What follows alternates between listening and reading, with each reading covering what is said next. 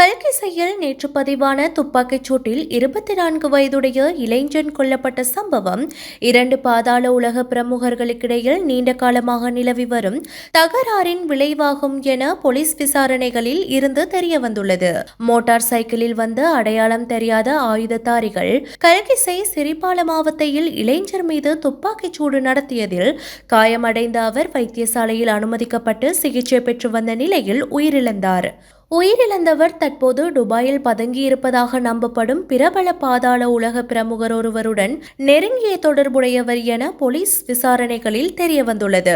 துப்பாக்கிச் சூட்டு சம்பவம் தொடர்பில் கைது செய்யப்பட்ட 47 வயதுடைய சந்தேக நபர் மற்றும் ஒரு பிரபல பாதாள உலக கும்பலைச் சேர்ந்தவர் என அடையாளம் காணப்பட்டுள்ளார். துப்பாக்கிச் சூட்டுக்கு பயன்படுத்தப்பட்ட மோட்டார் சைக்கிள் மற்றும் ஹெல்மெட் என்பன கல்கிசை அத்தேடிய பகுதியில் கைவிடப்பட்ட நிலையில் மீட்கப்பட்டதாகவும் போலீசார் தெரிவித்துள்ளனர்.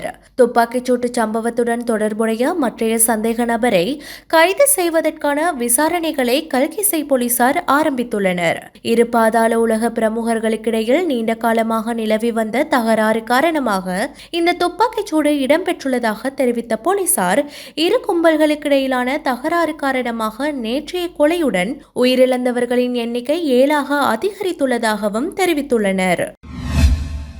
பிரித்தானிய பெண் ஒருவரின் பணப்பரிமாற்ற அட்டையை திருடிய குற்றச்சாட்டில் சந்தேக நபர் ஒருவர் கைது செய்யப்பட்டுள்ளார். புத்தளம் பகுதியைச் சேர்ந்த 22 வயது நபர் ஒருவரே நேற்றிரவு இவ்வாறு கைது செய்யப்பட்டுள்ளார். கண்டியிலிருந்து எல்லை நோக்கி சென்ற புகையிரதத்தில் பயணித்த பிரித்தானிய பெண்ணின் பணப்பரிமாற்ற அட்டையை ஹட்டன் மற்றும் தலவாக்கலை புகையிரத நிலையங்களுக்கு இடைப்பட்ட பகுதியில் வைத்து குறித்த சந்தேக நபர் கொள்ளையடித்துள்ளார். பின்னர் ஹட்டன் நகருக்கு சென்ற சந்தேக நபர் பிரித்தானிய பெண்ணின் பரிமாற்ற அட்டையை பயன்படுத்தி அங்கு தங்க நகை, தொலைபேசி, ஆடை உள்ளிட்டவற்றை கொள்வனவு செய்துள்ளார். அதேவேளை தங்க நகையை ஹட்டனில் உள்ள தனியார் அடகு பிடிக்கும் நிலையம் ஒன்றில் அடகு வைத்து 78,000 ரூபாய் பெற்றுள்ளார்.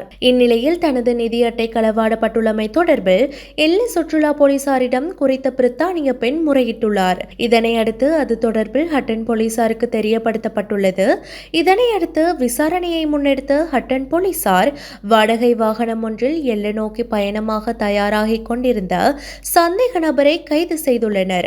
இதன்போது களவாடிய பணப்பரிமாற்ற அட்டையில் இருந்து வாங்கிய பொருட்களையும் மீட்டுள்ளனர். இதனை அடுத்து பிரித்தானிய பெண்ணை ஹட்டனுக்கு வரவழைத்து நிதி அட்டையை வழங்குவதற்கு நடவடிக்கை எடுக்கப்பட்டுள்ளது. அதேவேளை குறித்த சந்தேக நபர் கடைகளில் வாங்கிய பொருட்கள் மீள வழங்கப்பட்டு அதற்குரிய பணமும் பெற்றுக் கொடுக்கப்பட்டுள்ளது. இந்நிலையில் கைதான சந்தேக நபருக்கு எதிரான சட்ட நடவடிக்கைகளை போலீசார் முன்னெடுத்துள்ளனர்.